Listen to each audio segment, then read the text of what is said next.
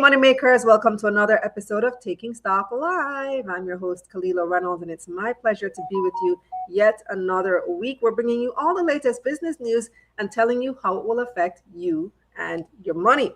Now, our goal is to help you along your entire wealth journey, no matter what stage you are. Whether you are just starting to invest, you are along your investment path, or you are just starting to save and try to accumulate the money to make those investments, or you're at the stage where you are thinking long term, you are looking at retirement and what you need to be doing. I have a lot of questions about this in particular, especially when it comes to wills versus trusts, and we're going to be getting some expert advice on these topics in tonight's special show. And then later we will be talking about some of the latest moves coming from Wigton Energy. I almost said Wigton Wind Farm and Sunterra. They've gotten some new approvals. What are the next steps? We will find out in the Analysts. Now, a lot of good stuff coming up, but first, remember to hit that like button, subscribe to the channel, and of course, share with a friend. Let them know that Taking Stock is on and live. And let me know in the chat, where are you joining us from? What part of Jamaica or what part of the world? Now, come on, let's get this money.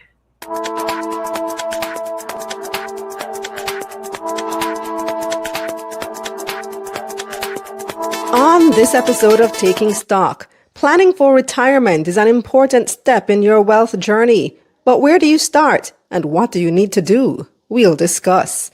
Then, the analysts weigh in on the latest market developments. Kingston Wharves just took a 27% stake in cargo handlers. What does that mean for shareholders? And NEPA has approved solar farms for Wigton and Sunterra. What's next? We'll discuss. Business mogul and former group CEO of Grace Kennedy, Don Webby, has died. He was 62. According to Webby's family, he passed away on Saturday, July 26. Webby joined Grace Kennedy in 1995 and took over as CEO in 2011. He announced his retirement in January 2025 after previously stepping down to focus on his health. Under his leadership, GK has more than doubled in size, with revenues growing from $58 billion in 2011 to $155 billion in 2023. Webby also played a major role in the development of sports through GK's sponsorship of boys and girls champs, schoolboy cricket, and horse racing. His family described him as a devoted husband, father, brother, and friend whose unwavering faith and generosity touched countless lives. Telecoms giant Digicel is re-entering the bond market. It's looking to raise $2 billion to refinance some of its debt. The company is offering $1.5 billion in senior secured notes, which are set to mature in 7 years, 2032. There's also $415 million in 8-year unsecured notes. Digicel said it will use the proceeds of the new bonds to repay an existing loan and fully redeem 2 previously issued global notes. Fitch Ratings rated the bond offering a B-, which is considered non-investment grade. Digicel was forced to restructure its debt in 2023, which led to a default on several of its bonds. JN Bank has launched its new digital payment platform, JN Pay Wallet. According to the bank, the wallet allows users to send and receive funds, pay utility bills, and make deposits or withdrawals through JN Bank Smart ATMs. Users only need a TRN, phone number, and email address to sign up. The wallet features tiered transaction limits. Basic users have a $50,000 limit, while those who complete additional KYC verification can access up to $100,000 per day. The app is available on the App Store and Google Play. The United States and the European Union have reached a tentative trade deal, according to U.S. President Donald Trump. The U.S. will reportedly impose a 15% import tax on most European goods instead of the previous 30% threatened by Trump. The EU is America's largest trading partner. The tax will apply to about 70% of European goods brought into the U.S., including cars, computer chips, and pharmaceuticals. Trump said the EU agreed to purchase $750 billion worth of energy from the U.S. and invest $600 billion more in American companies. Governments from the 27-member bloc have said that while the tariffs are lower, the deal laid out is unequal and unbalanced.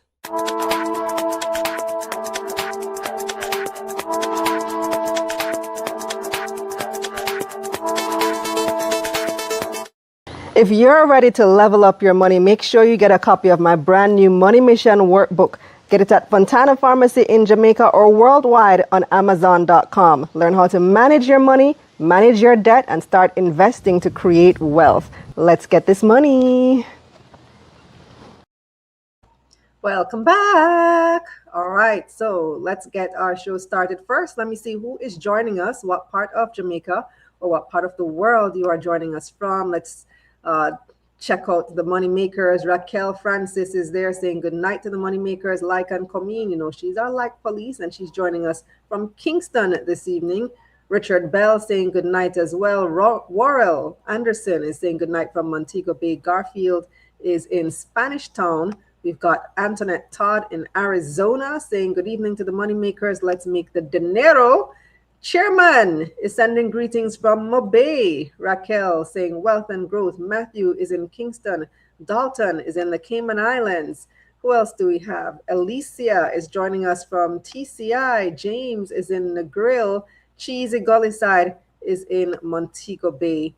And we got Raquel saying RIP as well to I just drew a blank. Grace Kennedy, former CEO. Why is the name still eluding me? Tell me in the chat, please. I'm having a brain freeze. She says True Nation Builder. Life Roots is in Mobay. We've got David also in Mobay, Dwight in Spanish Town, and Black Uhuru is joining us from Aurora, Colorado. Jay is in Central Village. All right, thanks to everybody. And to those of you, especially abroad, want to remind you that you can send money to Jamaica easily and securely using Tap Tap Send. There are low or no fees, fast transfers, and it's reliable. You can download the app from the Google Play or the App Store if you are in the US, UK, or Canada. So please, if you're in Jamaica, please don't ask me how come you're not seeing it show up in the App Store, because it's for people in these markets, the US, UK, or Canada, who want to send money back home. You can use Tap Tap Send. There are little or no fees associated with it. And you can get $10 on your very first money transfer when you use the code Kalila10, right? Extra $10. Who wouldn't like that? Extra money in your pocket. How much JMD that? That's like 1,600 Jamaican dollars. Can buy a big deal. Nice. All right, so we started this conversation a few weeks ago when we were looking at common myths surrounding retirement. And tonight we're going to give you some of the actual steps that you need to take to plan for retirement and what happens afterwards. I know my money makers are listening keenly to this particular conversation. You guys are taking notes. Take out your notes app, take out your pen and your paper, whatever it is that you prefer. But this is going to be one for the books, one that you definitely want to pay keen attention to. Joining us now to discuss is managing partner of Michelle Thomas and Associates, Michelle Thomas herself. Hi, Michelle. Welcome to Taking Stock. Hi. Good evening. All right. Good evening. Don Webby. That's the name. Gosh, why did it take so long to come to me?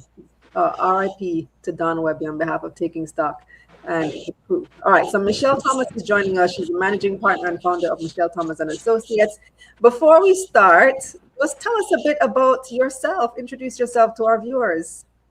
Well, I'm Michelle Thomas. I am an attorney at law now, 10 years at the bar. I do specialize in estate planning. I do a lot of real estate. I'm also a proud supporter of your show. And a little about me, I like to read, I like politics, and I love, reading about the Jamaican and how we have evolved. So essentially, that is a little about myself.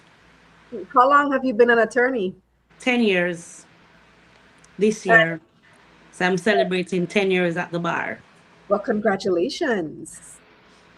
So what brings you into this area of attorney code, retirement planning, of legal planning and legal expertise? You know, at first, I must say I do have a mixed practice, but my love, I realized over the past 5 years has been estate planning and real estate.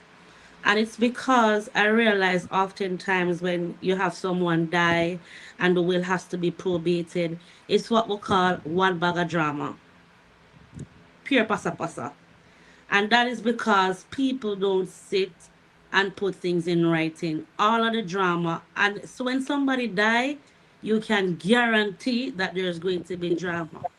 And the Mm-hmm. sad part of it is sometimes when the persons are alive, the same family members who are fighting never look on them a day in their life. But as soon as they're dead, everybody wants something. And even some children, once you're a child and you don't have a will, that's another drama. They come forward. And so it's an interesting area of law that I find people need to be educated. This is something that is serious. And sometimes the same children who you don't see for years, they end up getting so much out of their estate. And I know sometimes if these persons were alive, they would be, so shocked. So I believe that it's a room for growth, this area of practice, and that every lawyer should be on a mission to educate persons in Jamaica that look, estate planning is very important. You work hard, you rack up and you get all these assets, but you ever stop and think, how should these assets be treated? Or Mm-hmm. how should they be treated if you're incapacitated? Because life sometimes can throw curveballs and sometimes we lose our mind. And it's most of the business persons who are doing so much things in their work life that they lose their mind. They have so much bills, so much projects to maneuver. And so that reality is very much real.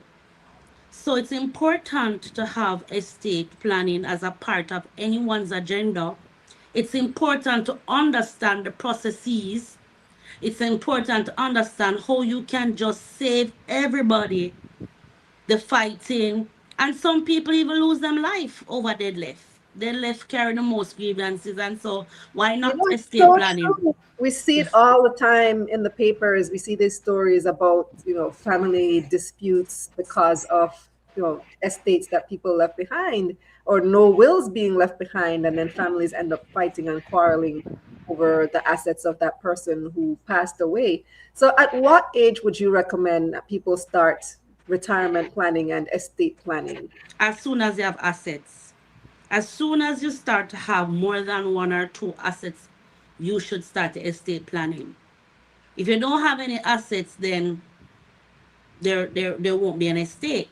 But once you start to have what the money is in the bank, that can fall part of your estate.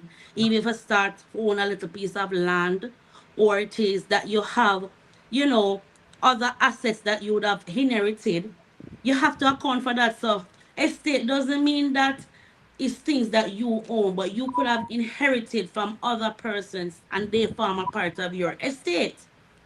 So anything that you acquire during your lifetime, whether stocks, monies in the bank, assets, real estate, even your chattels, is important to write down how it is to be treated upon your death or even while you're living. You might even want to start before you have assets. I heard a story recently of a young man who was, I think, he was in the police, either police or military, and he died in the line of duty. He didn't have any assets, but because he died in the line of duty, he was entitled to a supplement, a payment, or a payout from the government. And his Yes, father ended up claiming half of that payment, even though his father had not been involved in this child's his life life. Yeah, since he was born, since birth. And the mother was so upset because she raised this boy to manhood. He now became police, doing good for his country, died in the line of duty, and his father came and claimed 50% of of that payout. I definitely agree. So that would be another instance in which you start your estate planning in terms of if anything should go wrong, who would inherit from your estate. And a lot of persons also don't know that if you start your estate planning and you get married, so if you have a will and you get married, that will is no longer valid. Wait, say that again. If you get married and you have a will, If you had a will before you got married, uh-huh. once you are married, that will is no longer valid. Really? Yeah. So you would have to go in and change the will. Yeah, the marriage revokes the will. The marriage revokes the will. I did not know that. So once you get married, anything that you'd have set up prior to your marriage, you need to reassess them and do it over all again. So if you had a will, you get married, you have to do over your will. You know, I suspect that we're going to have a lot of questions tonight because this is a very interesting topic, and I see a couple of questions in the chat already. Speaking of assets, so let's say I have a motor vehicle or a house, could be a property as well, but there is a lien on the motor vehicle or the house, a mortgage on the house, so it's not fully paid off yet. Is that still considered an Yes, asset it's still that I yes, should still put an in the will? asset. The thing though now currently when you're buying properties and you're taking a mortgage from the bank will require you to have a life insurance called term of life, and it runs for the term of the loan, so that in the event you die, the bank has to protect its interest. So the life insurance is assigned to the bank. So once it is that you die whilst having that mortgage, the life insurance will be paid out to the bank, and then the property will go to your estate. This is now a condition when you're buying a real estate. If you have a property with NHT, a lot of people should know this. Once it is that you die, let us say you hold the property as joint tenant, the mortgage immediately closes. So Oh, once you're dead, the mortgage immediately closes. You don't have to worry about that.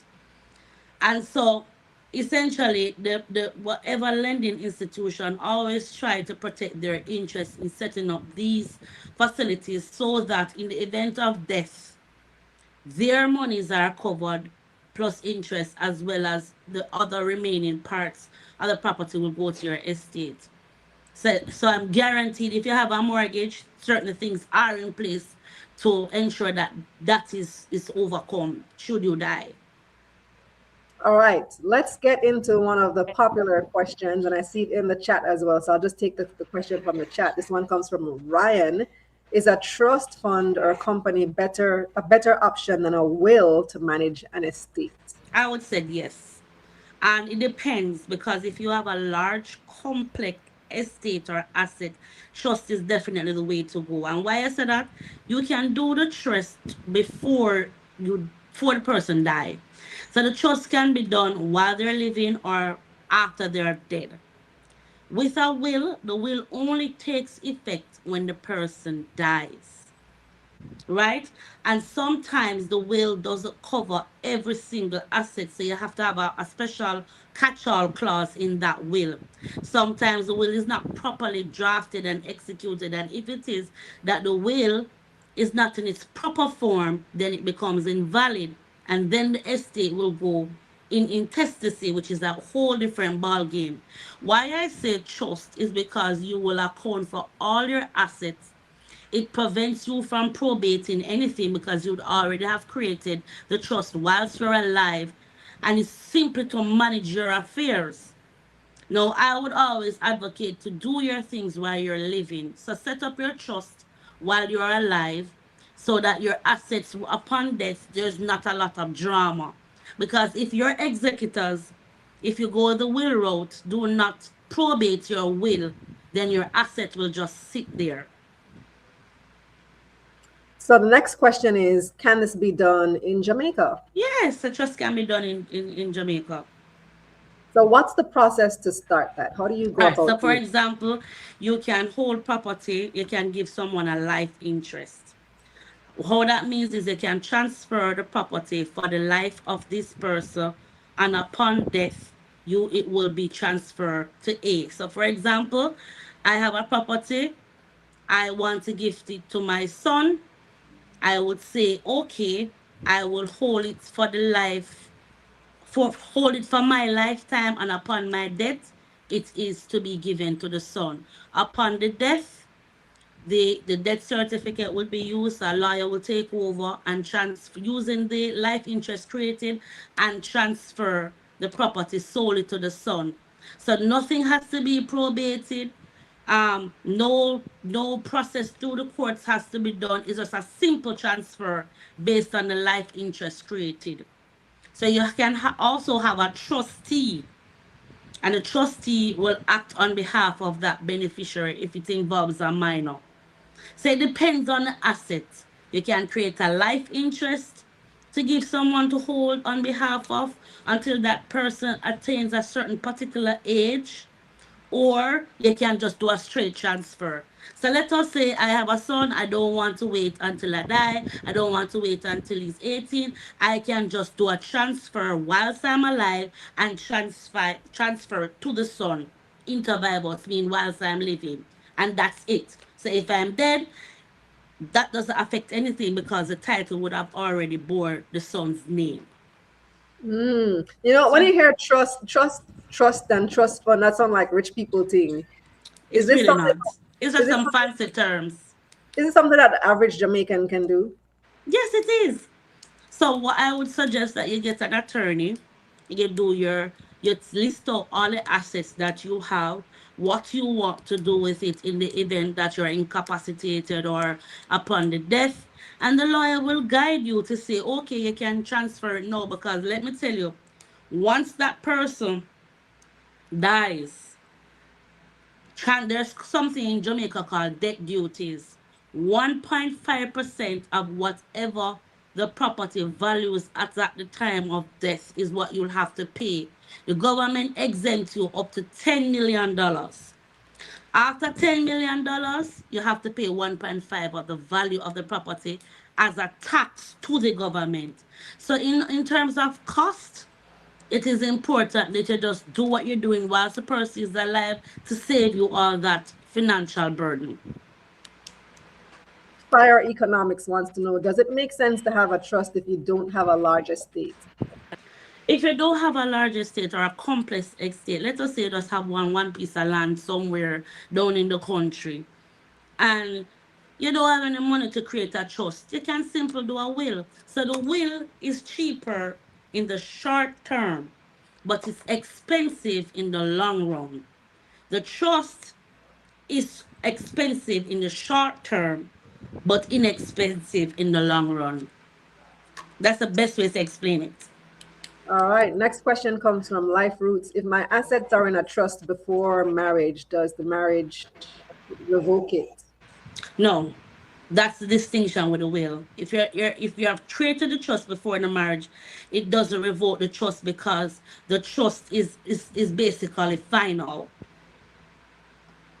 It Okay. gives that protection. That's a good distinction indeed. Fire Economics wants to know, how do you choose a trustee, especially with the steep regulatory requirements? And does it make sense to have a trust in Jamaica? Well, you already answered this part, without a large estate. How But do how you do choose the you choose? trustee? Same way in which you choose an executor. You look amongst your relatives or friends. Who amongst them I feel like upon my death, or even if I'm alive, will pull up their end of the bargain. Is this person honest? Is this person trustworthy? Do I feel if I make them a trustee, they will act within the best interest of the beneficiary? It's really a character based question. If you know the person is not of a good character and is not someone who will live up or is responsible and or reliable, then don't make that person a trustee. So it's really a matter for you to look amongst yourself and determine whether or not. If you can't find somebody, you can always ask if you have a family lawyer for the lawyer to act as a trustee, and they can advise you, because they can in certain regards act as a trustee, based on the nature of your relationship with an attorney. James wants to know, what if you have, I told you the questions would come. What if you have two executors that have been neglected for 15 years to probate the will for the estate? All right, so the two executors, there's a term called renunciation of executor. If it is that, for example, I'll give you a scenario. If one of them don't decide to do what they need to do as executor, they can renounce their responsibility, and the remaining executor will proceed to probate the will. If both of them have no interest in administrating the estate, then the beneficiary will have to apply to the court to take on the role as if they were an executor based on the circumstance. And the court won't just grant it. You have to show a scant disregard by the executor, and you'd have to show that over reasonable timing, he or she, as the executor, have not performed their duties within the best interest of the estate, and as such, either the assets are at stake or the assets are in limbo. And if it is that you do not act now, then the beneficiaries stand to be at a great disadvantage. So you have to, the threshold is very high, and you'd have to show the court that me as a beneficiary taking on the mantle as an executor is in the best interest of the overall estate. Question coming from Kirk. What about a holding company? You can always use a holding company to hold assets on trust. But bear in mind that your holding company will have its regular obligation as a holding company. What does that mean? What are those obligations? So, as normal companies have obligation for annual returns and compliance with the company's office on a yearly basis, all of that. So having a holding company is not necessarily to be used as a shield, but it can be held in the company as a means, as a trustee, as an individual, because you know, a company is a separate legal entity and can be treated in isolation. So you can use your company to act as a trustee. Okay. What are some of the most common mistakes that you see when people are preparing their wills or trusts? One of the most common ones is that they put a joint tenancy property in the will. A property that is held as joint tenants cannot be placed in a will. Similarly, if you have a bank account with two individuals, the person who is creating the will and someone else, you cannot name that, because a property held as joint tenancy, there is a rule of survivorship.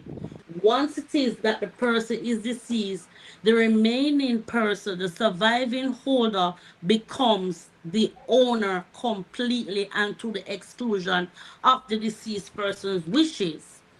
For example, I have a property, I own it with my husband as joint tenant. We have a child. I put in my will, I give my share to my child. Once I'm dead, it has no effect because it is a joint tenant. The property goes directly to the husband, even though I would have itemized that I want my share to be given to my son. So we have to understand that putting everything in a will doesn't mean it have any efficacy. If it is not done, if it's a tenancy in common, then it's a different story. But once it is held as joint tenants, you can't put it in the will because it has no effect. That sounds like the basis for argument. So the son is gonna come and say, my father left this to me in his will, and then the wife take it and she don't want to give it to me. And I can tell us that this has been the subject of many court cases, because you have to keep on telling persons not everything must be itemized in a title because it has no legal effect. If you have a bank account and you hold it with your sister, let us say you alone put in the money on it, it was your account, and you just add your sister name on it. When you're dead, everything goes to the sister, every money goes to the sister, because you cannot will funds held in that account if your sister is named on it. Your sister has the right to go to the bank, present your death certificate, and take the money and gone. And you can do nothing about it. It would just be if it's on a conscience that you say, well, my sister always put money in it. I never put any dollar. I was just placed on it for placing sake. I am going to give it to who she said should get it. Then that's a different story. But if she chose to go to the bank, present the death certificate, and take the money, nobody can do anything. You know, I assume the thinking would be that, well, I'm entitled to 50% of that assets, that bank account, that property. And so my 50% can go to who I choose. Nope. And that's a common mistake that people don't know. And that is why I said, when you're doing your will, Seek legal advice. Don't, I know another thing I see Jamaicans doing, them buy a will form, they go to a JP, they sit down, the JP write up them form, write up them will, the JP witness it and everything. And because the JP is not seized of certain legal understanding, they put gifts in there that really and truly, when I reach the point of probating the will, the gifts cannot be distributed based on the wishes of the deceased because it cannot be done in a manner in which it was itemized. So a lot of people need to understand that it's not just buy a will form and write up a will. Certain gifts cannot be given Like what? based on how. Just as how I said, if you held it in a joint account, and if, for example, let us say people do this all the time, they will say the land located at Farm Road, St. James, to my uncle. If you don't specify and you have more than one farmland in St. James, it creates a problem. This gift must be specific in terms of itemizing the location, volume and folio number, properly describe the gift. Because if it is something that is unclear, then you can create problems. And maybe really and truly, the gift may not be able to be distributed because it is not specific. It's too vague. I've Okay. seen wills where they said 2 chains land, Saint Anne, to my brother. Where is the 2 chains land? Or you find 2 chains land.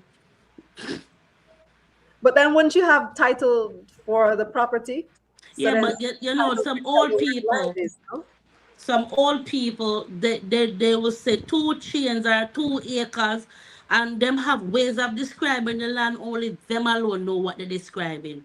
So you have to properly describe the gift in the will.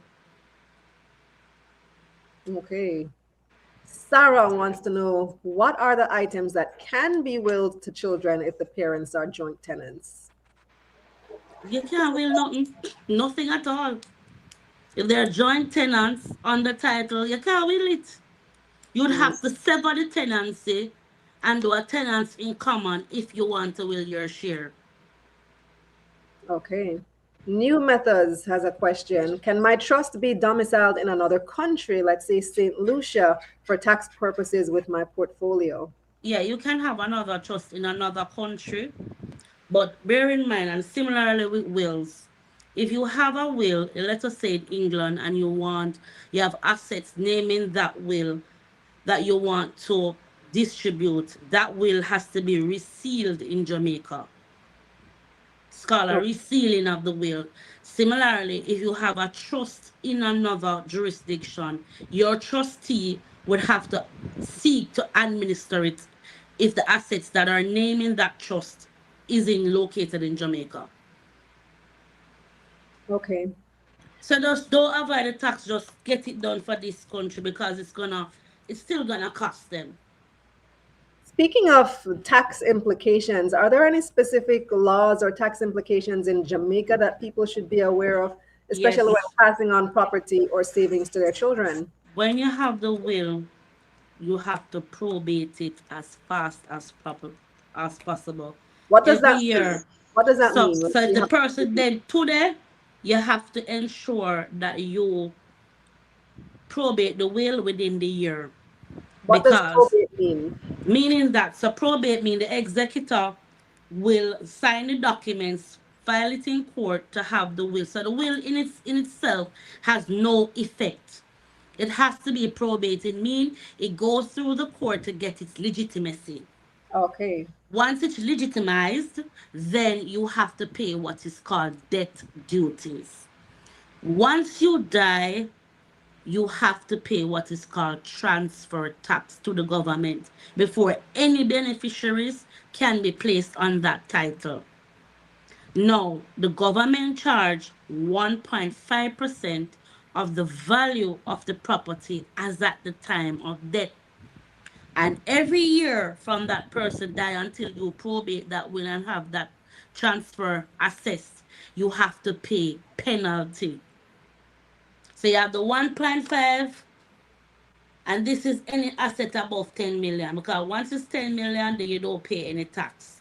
Once it goes above the 10 million threshold, you have to pay $10 million on the you have to pay the 1.5 on the excess. So if you have a house, and quite likely the house is more than 10 million, you have to find 1.5% of the value of that house to pay to the government to transfer it. Yes, yes. So let us say What the happens if you don't have it? If you don't have that cash? you have to pay it. That is why I say I always advise persons go the trust way, because you would have been put the name on the title already. So when you're dead, there's nothing to be done.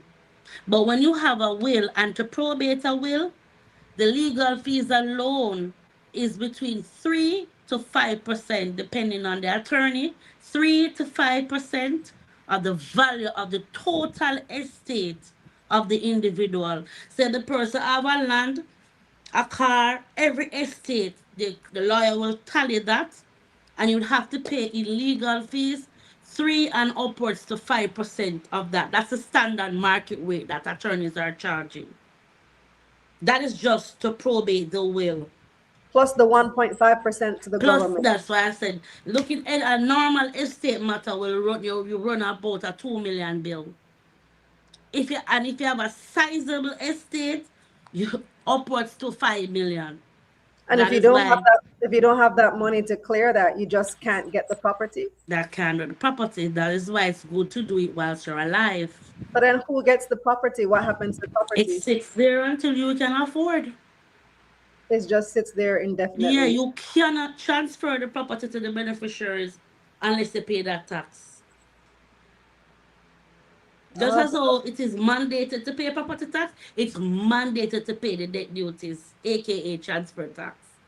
And okay. that is why estate aspects in the law world is a very lucrative business. And so when you do a trust, you avoid all of that. You don't have to Yeah, pay any of those you fees. avoid all of that. You deal with it while you're alive and you get that over. So it's costly while you're alive, but it's less costly. But the beauty about it, because the essence of somebody knowing that I am gonna be getting this property, can I tell you they find the money? They will find the money. It is even to borrow it. They will find the money. Yeah, I mean, to borrow $2 million to get a 50 No million man, two property. million dollars is the least of their problems. They're getting a new property. And Exactly. can you imagine if it is that their father left something, a mansion, they're gonna find the money. Mm-hmm. They're gonna find it. So you're sitting there and you're saying, oh my, where they're gonna get the money from? They find it. And if they can't find it, what they do is they tell the lawyer, say, look, sell the asset and take out all of the fees. Mm-hmm. And just give me the excess. That is what happens most of the times. Right, right, right. All right. So, oh, I feel like there's so many other questions. This is a topic that we can talk about for an extended Forever, hence time. why I love it. Yeah, there's so many things to talk about. So, what role? So, here's another one: power of attorney. What role does power of attorney play in retirement and estate planning? You know, I'm glad you said this, ask for this question, because it's like every client I tell them. You see, once, so you use the power of attorney to give someone else, the power to whether to go to the bank, to do a transaction, to sign documents, any power that you want to give them. But this is what people don't know. Once you're dead, the power of attorney dead. The power of attorney has no life once you are dead. So you can put in your power of attorney to say, my friend Janelle, please give my brother this money when I'm dead. Can't do that.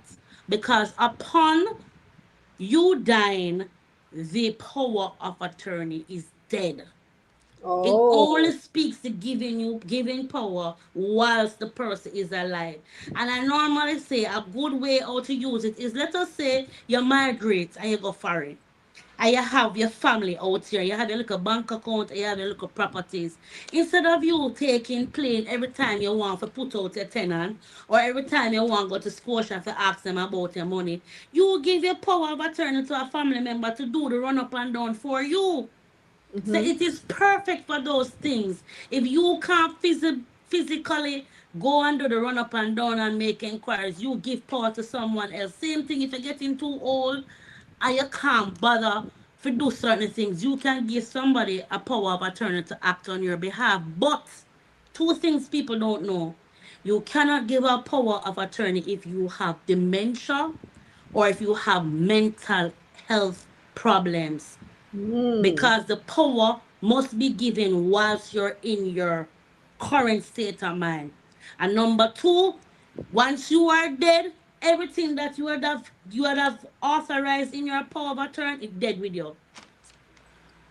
So what they would want is power of attorney while alive, and then trustee or executor after death. Right. So Because the that power of attorney have no effect when you're dead. And it depends on what is your need.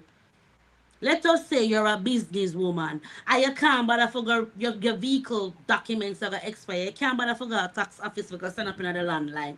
You can give somebody the power of attorney to do these things. They can give them to go to the bank, interface with government agency, and that is it. But you cannot direct someone in your power of attorney to do something when you're dead, because the power of attorney is dead when you're dead. Simple. I'm going to take one last question from the audience. It comes from Shells. If you have assets in multiple countries, isn't it best to have separate trusts in each country that applies to the asset in just that country? Yes, yes. If you have assets in different countries, set up trust in the various countries, because some assets may be governed by that jurisdiction's law. So Mm. if you cannot direct what is to happen in Canada or another country, especially if that country is not a part of the Commonwealth, which we subscribe to. So I would advise, if you have multiple assets in multiple countries, have your trustees in various countries, that the trust is based on the applicable laws that govern that country, as well as things are in that prescribed format, because you can't have any applicability because of cross jurisdiction policies and procedures. Well, Michelle, we're getting a lot of interest in this topic. Before we go, Ryan wants to know, he says, I need your contact number. You really know what you're talking about. She sold me on her knowledge. So No, just thank you. tell people how they Simple can. number 451 1111. It's a simple number 451 1111. Can call me anytime. All right. Thanks so much for joining us, Michelle. Thank you for having me. That's Michelle Thomas, founder of Michelle Thomas and Associates and partner at Michelle Thomas and Associates. 451-1111. Easy question. Time now for tonight's poll question. You can take this poll over on the community tab of YouTube, on X, in our email tomorrow morning, which, by the way, make sure you subscribe at getmoneynews.com. Here's the question. Donald Trump's big, beautiful tax bill put a 1% tax on remittances from the US. How do you think this will impact us here in the Caribbean? A, remittances will go down. B, there won't be any change. C, people will find ways around it.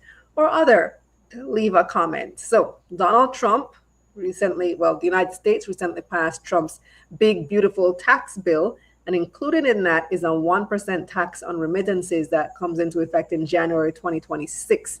How do you think this will impact us in the Caribbean? A, remittances will go down. B, there won't be any change. C, people will find ways around it.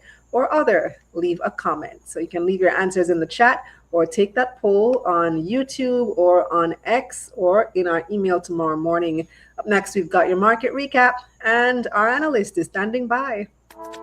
Time now for your market recap, brought to you by MyMoneyJA.com, the official data partner of Money Media. Get 10% off your subscription with the code MONEYMISSION. The JSE Combined Index lost 2,400 points last week, or about 1%. 118 stocks traded across the main and junior markets for the week ending Friday, July 25, 2025. 48 made gains, 55 lost value, and 15 stayed the same. 77 million shares changed hands on the Jamaican dollar market, valued at $525 million. Transjam was the week's most traded stock, with 15 million shares changing hands. It started the week at $3.63. One-on-One traded the second most shares. It opened Monday at 88 cents, up 2%. And NCBFG rounded out last week's most traded stocks. The stock was the week's third biggest loser, down 14%. It started the week at $31.02. Now let's see who had the biggest gains. First Rock Real Estate USD was the JSE's top stock, up 22% to open the week at 2 cents US. Omni Industries was the week's second biggest gainer, also up 21%. And 1GS rounded out the top stocks, up 19%. On the losing side now, Pulse was the week's biggest loser. The stock lost 17% to start the new week at 88 cents, and Access Financial fell 14%. Over on the Trinidad and Tobago Stock Exchange, the composite index lost 11 points last week. That's about 1%. Massey was the TTSE's most traded stock. It opened Monday at $3.86 TT. Point Lisa's Industrial Port Corporation was the TTSE's top gainer, up 10%. And on the losing side, LJ Williams B shares fell about 14% to open Monday at $1.08 TT. Over in the U.S., the Dow Jones, S&P 500, and NASDAQ all gained about 1% last week. At the pumps, gas prices fell $1.62 last week, while the cost of regular diesel rose $2.51, and low-sulfur diesel was up $3.06. In foreign exchange trading, it took an average $161.29 Jamaican to purchase $1 US last Friday. That's 7 cents more than the week before. $1 Canadian cost an average $117.90 Jamaican. $1 British pound cost $219.30 Jamaican. And you could buy €1 for $188.83 Jamaican on average. Finally, on the crypto markets, Bitcoin prices were down about 1% over the past 5 days, trading at $118,561 on Monday. Meanwhile, Ethereum was up 4%, trading at $3,841 on Monday. Market Recap was brought to you by MyMoneyJA, the official data partner of Money Media.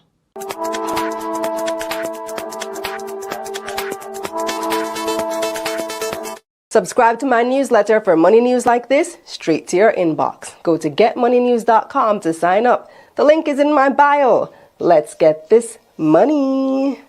The views expressed in this segment are not necessarily the views of Money Media. This information is for educational purposes only and is not intended as financial advice. Please consult a licensed financial advisor before making any investment decisions.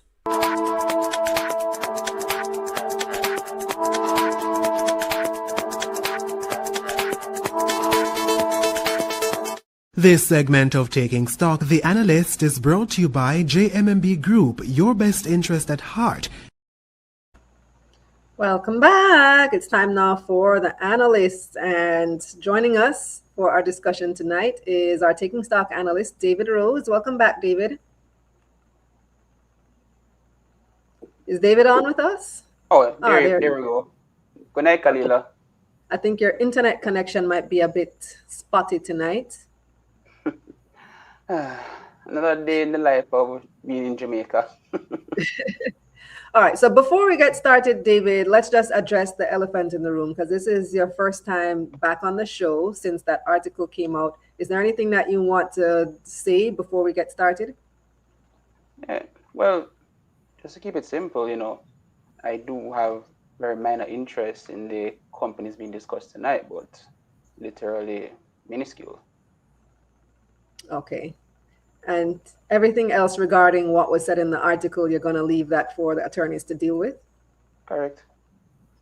Okay. So that's it, folks. That's all for addressing that issue. We want to get straight into our discussion topics for this evening, which concern Kingston Wharves and also Wigton. So let's start with Kingston Wharves, because they have purchased 27% of cargo handlers. And most people are probably familiar with Kingston Wharves, but maybe not so much cargo handlers. So what does that company do? So I believe the term is stevedoring. I am not a logistics person, so please don't, prosecute me or what we would call execute me for mispronouncing the word. But basically, they handle the movement of cargo and other goods on and off ships. So when you go to the wharf, there are different players involved in the process, right? So you might have a company like a cargo handlers that moves the product on and off the ship. You have the potentially the port operator. You have the actual owner of the facility. So there are different players in the whole structure. So in the case of cargo handlers, it was really a spin-off of Montego Port Limited. So Anthony Keith Hart, and some other individuals, were the founders of the Montego Port down in Montego Bay back in the 1960s or 70s, I believe. And when they sold the business to Prudential Corporation, they did not want to have a stevedoring business, going forward. So they decided to just really take over that venture and, work through that process. So Danman and Morris and a couple other major shipping related firms or logistics firms, they actually work with cargo handlers. And cargo handlers, has expanded their business into different segments. So they also own a 30% stake in House Cement Limited. That is a cement importer, based at Import Cement, means parent company in the Domrep called Domisem. Cargo handlers, has a lot of cash, put most of it into short-term investment securities. So pretty small business on one hand, but relatively efficient based on the cash generation, low debt, and the relatively standardized and simple business model. So what we would have seen is the sale of shares, to Kingston Wharves for $1.1 billion. And in the release that, was listed at the JSC website for some reason, it was mentioned that one of the company's founders or co-founders, is at a retirement-like stage. And as part of this succession plan, the sale of the shares to a partner that's willing to support the business was, announced. And cargo handlers is listed on the Jamaica Stock Exchange as well. The junior market in particular. Okay, so how does this deal affect shareholders of both companies? So from one perspective, the disclosure that came out also mentioned the fact that, one, cargo handlers has been given the option to acquire another 13% stake in cargo handlers in the future, take its interest to 40%. That stake would come from the sale of shares by Anthony Marquardt, the same Marquardt rates the CPJ. So Kingston Wharves eventually can increase their interest to 40% in this business. And Jeffrey Hall and a couple other directors from Kingston Wharves are going to be joining the board of cargo handlers. So you're going to see more oversight and what I'd call guidance from the Kingston Wharves team as they seek to expand their business. Because one thing we should also note is that Kingston Wharves has outlined a $100 million US plan of investments over the next 5 to 10 years, I believe. I know one of the things that they plan to do is build out a logistics facility in the west part of the island, which is in the vicinity of Montego Bay and Negril and those region. And that region, I am not sure where that's going to be, but Kingston Wharves has a focus on going west. So it's going to be interesting to see how they integrate cargo handlers, into their overall framework and optimize value even further. Then so for the cargo handler side, for Kingston Wharves, they will be accounting for cargo handlers now as an associate company. So just to keep that simple in terms of accounting, let's say cargo handlers has $100 in net profit. Kingston Wharves will record $27 on its income statement as share of profit. So just very simple accounting. And the reason why go ahead, Kalila. Yeah, I was going to say there do seem to be natural synergies between these two companies, but what impact will it have on Jamaica's overall logistics landscape? To be honest, most of Jamaica's logistics is relatively private and consolidated amongst a few players. You know, the great, I can't remember his first name, Sir Harry. He was one of the former directors of Main Event. You know, may his soul rest in peace. He, was affiliated with Lanman and Morris. I think he was the main owner. That's just one player. You have SAJE, you have Kingston Freeport. You just have different players, and you don't tend to see a lot of movement in ownership or consolidation in that sense. So I don't expect to see any significant shift in the landscape, but where it is an advantage for Kingston Wharves is that they have their own stevedoring operations at their own location in Kingston. So this gives them an expansionary route into the west without starting from scratch. Then what I was also going to point out was this whole process, in terms of cargo handlers selling its interest, its shareholders selling their interest in cargo handlers to Kingston Wharves is one of the beautiful things about the junior market that we don't discuss enough about. So let's go quick tangent. When CFF listed, the founders were bought out by Derman Trading. Derman owns 65% of Caribbean Flavors and Fragrances now. We saw the purchase of Key Insurance by Grace Kennedy. We saw a disclosure on the JSC yesterday that GK Financial Group should own 98.9% of Key after this takeover is completed.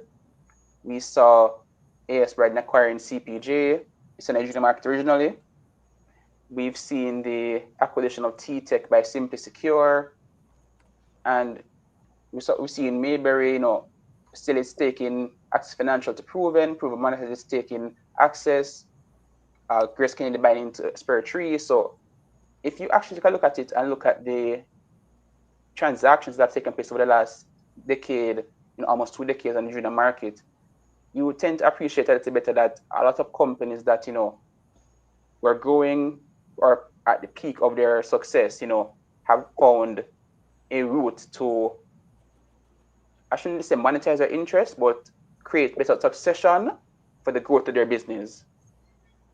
So right now, Cargo Handlers, has indicated that our director can sell under 13% to Kingston Wharves, and they become the largest individual shareholder. We've seen, the Key Insurance deal, and there are just so many different transactions that take place as time progresses, as companies say, hey, I need to, step aside and let someone else run the business, sell to a partner that can scale the business, and they might retain an interest and benefit. Because there have been other junior market companies where international interests out of Trinidad and other regional markets have approached junior market companies on the JSC seeking to buy a large stake to get a footprint in Jamaica. So just like how Kingston has acquired the stake in Cargo Handlers to expand to West, this is just what I'd call one of the numerous transactions that they're going to see going forward in terms of junior market synergies between different listed companies. Have we seen any changes in the stock price of either company since this move was announced? So when the transaction took place, it was at $9.70, I believe, and Cargo Handlers traded at around $10, $13, $10.30, but Cargo Handlers is a relatively thinly traded stock for the most part. You don't tend to see as much activity. For Kingston Wharves, it's still trading between the $29 to $32 region. Pretty far from I think it was $70 or $81 that Kingston was trading a couple of years ago. So Kingston Wharves, still growing, but the price, has not gone back to those record peaks from a couple of years ago. Next topic that we want to discuss this evening is the approval by NEPA of solar farms for Wigton Energy and Sunterra. So they're going to be having some new solar energy facilities. What does this mean for both companies? So just to give some context, last November, the government procurement entity, the GPE, would have awarded the 100 megawatt bid to Wigton Energy, formerly Wigton Wind Farm, and Sunterra Energy Jamaica. So 2 different projects, both solar projects, right? Who is Sunterra, by the way? Do you know Emmanuel De Rosa? He's the former CEO of JPS. So he's the principal He's behind Sunterra, correct. And the and current that's a CEO, private company. correct. And the current CEO of Wigton Energy is actually the former chief operating officer of JPS, Gary Barrow. So the current leaders for both of these entities are persons who used to work with JPS, the country's main electricity generator and distributor. So they do have some experience and understanding of this whole space. So basically, the process is, if you want to start these major renewable energy projects, whether wind, solar, whatever you're doing, the government through the GPE puts out a bid, and based on how they decided to facilitate the project, it's split across different parties, right?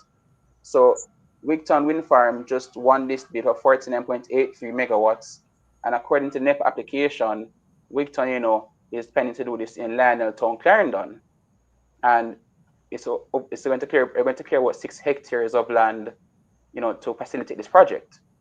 And this will be Wigton's first major foray into a solar venture, because Wigton's current, makeup or structure is mainly generating energy, through the production of wind energy and through the sale electricity to JPS. So this is going to be their first major project in that space, and their phase 1 facility at Rosewall, Manchester, that's currently being transitioned from wind to solar. So 70.53 megawatts of energy for Wigton going forward will be solar energy. But one key thing that a colleague of mine pointed out to me earlier was that Wigton released their annual report earlier today.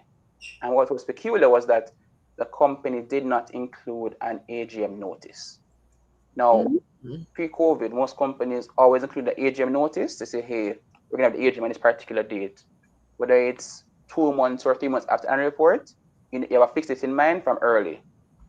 I've never seen Wigton since listing, probably around COVID, say, hey, we're not going to announce our AGM notice.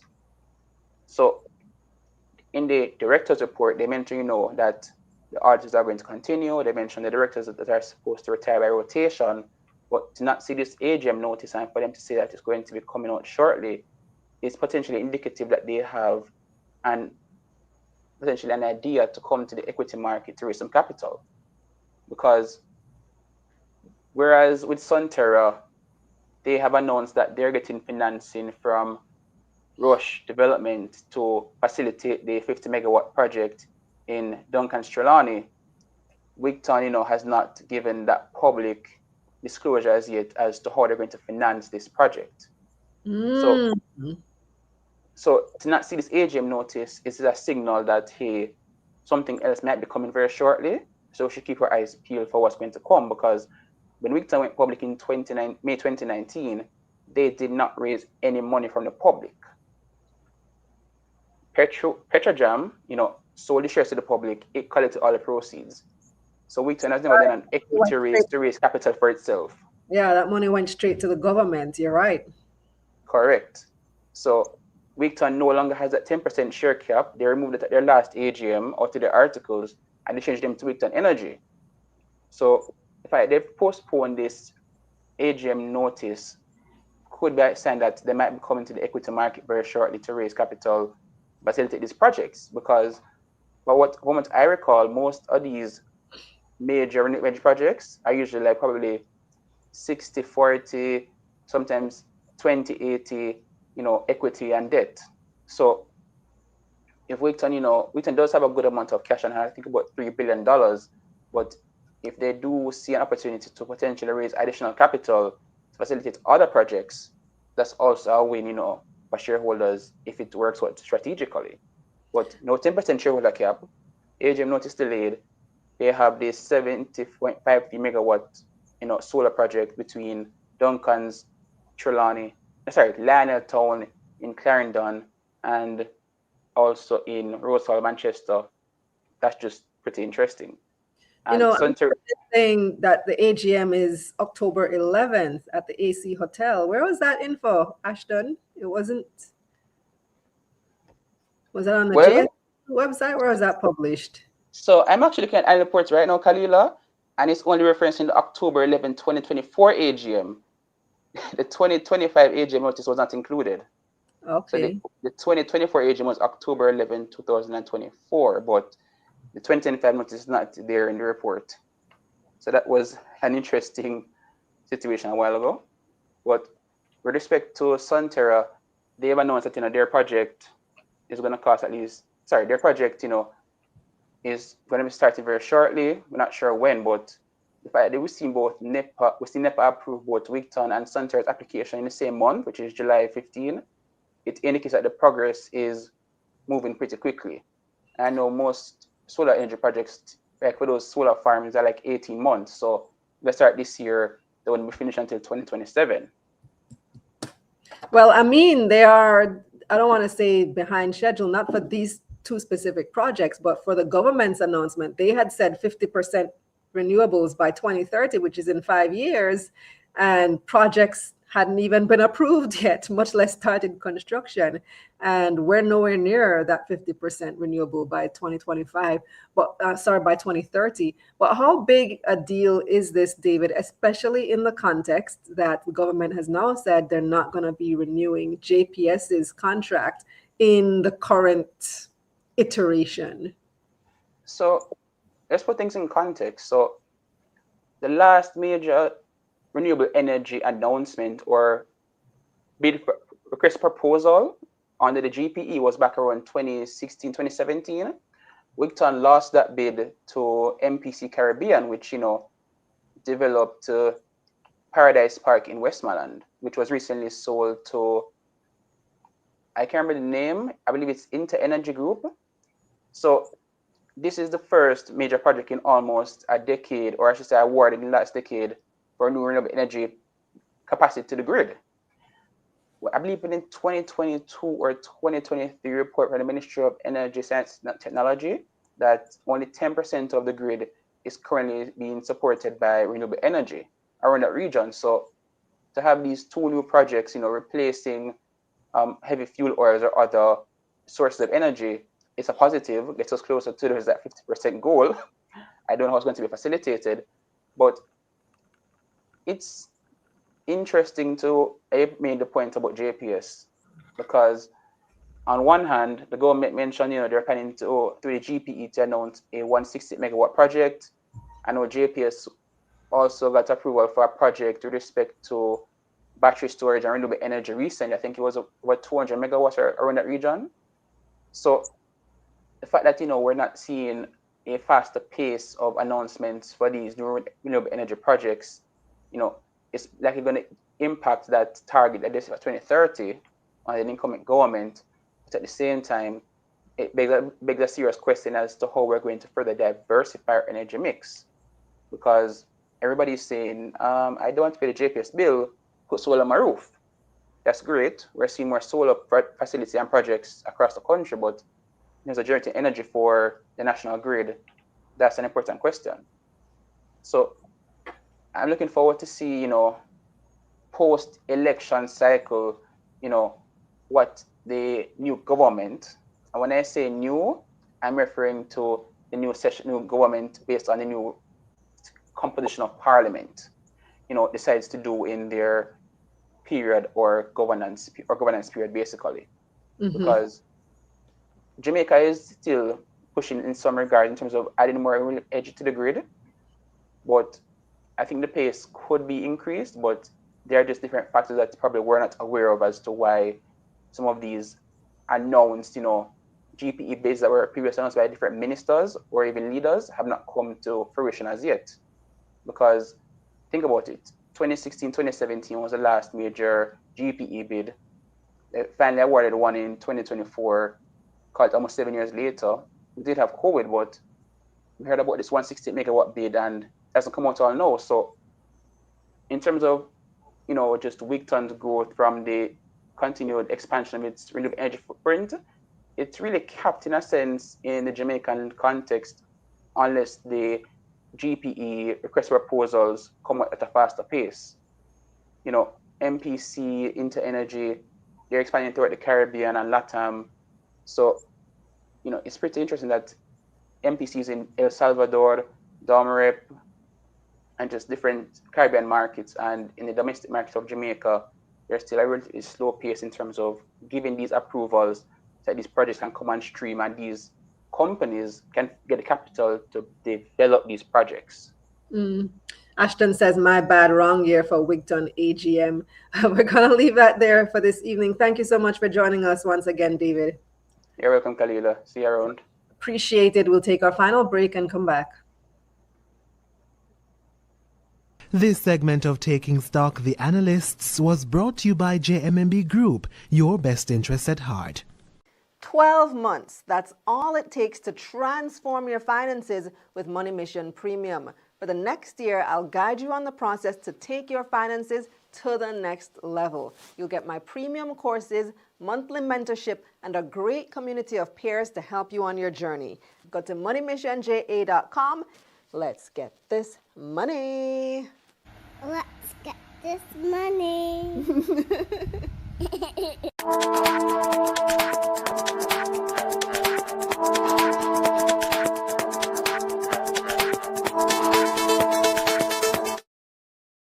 Welcome back. Final comments. Inga Baby says, thanks, David.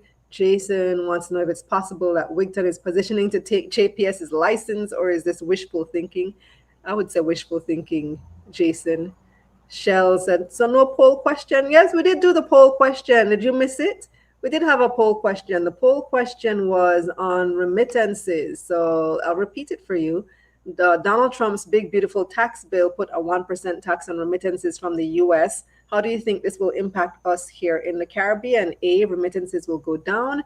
B, there won't be any change. C, people will find ways around it. Or other, leave a comment. Yeah, that was our poll question for the evening. Roswell says, glad to hear from David. We always look forward to your analysis.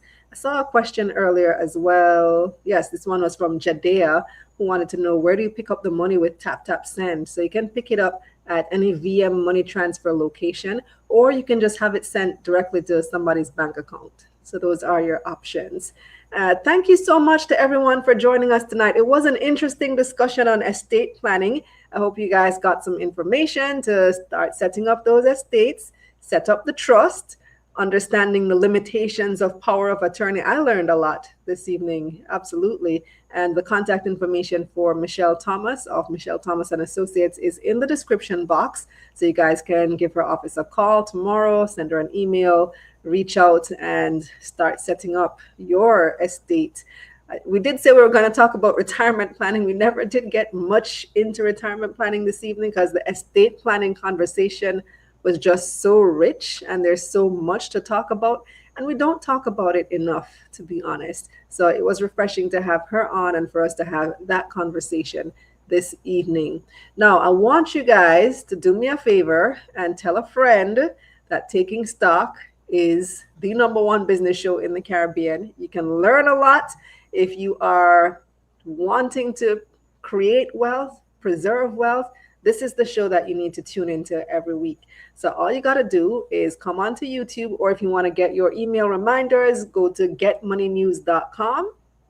That's where you get all of our breaking money news, IPO alerts, our show alerts get out through there as well. Just go to getmoneynews.com and everything comes straight to your inbox in case you miss it online. So all of our programs, the bottom line, whenever we have special features coming up, you get your email alerts and make sure that you don't miss a beat. Getmoneynews.com. Reminding you as well that the Money Mission Workbook is available on Amazon.com. They're also at Fontana, but I understand stock is running low, so we're going to have to restock Fontana very soon. But let me know. You guys can send me a DM on Instagram or Facebook, or preferably Instagram. I don't check Facebook DMs as often, but send me a DM if you're having problems finding it in your local Fontana pharmacy. And also, you always have the option to order it online via Amazon.com. Don't forget, you can join Money Mission to access all our courses and materials as well. Go to moneymissionja.com. Although I believe the website is down right now. The website is down. But if you email me, enter your email, getmoneynews.com, I will send you the information as to how you can still go ahead and purchase that. So the marketing website is down, but the community website is still up, which is community.moneymissionja.com, I think is the community website. Also follow me all over Instagram, Twitter, and TikTok at kalila.money. And oh gosh, how did I forget this? There was a big scam going on this week. I got a bunch of DMs about this scam, and it's only gonna get worse, guys. There's an AI video going around with me and Adam Stewart claiming to be involved in some investment scheme. It's fake. I mean, that isn't even my voice. That doesn't even sound like me. It doesn't sound like Adam.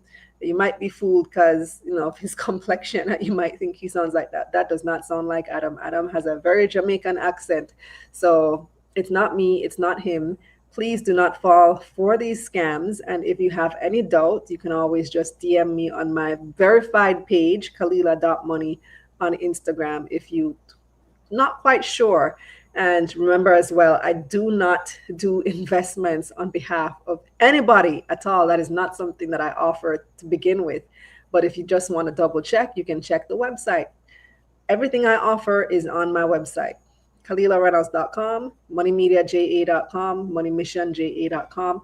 If it's not on one of those three, and those three link to each other, then it is not legit. It is not from me. All right, just to remind you of that. If anybody approaches you asking you about it, given that you are one of the money makers, you're in this community every single week, you let them know that that is fake. It is a scam. Do not send these people your money. Now, tell a friend about taking stock, because investing is the new sexy. So let's make it cool to talk about money. I'm Kalila Enriquez Reynolds. I'll see you again next week, and thanks for watching.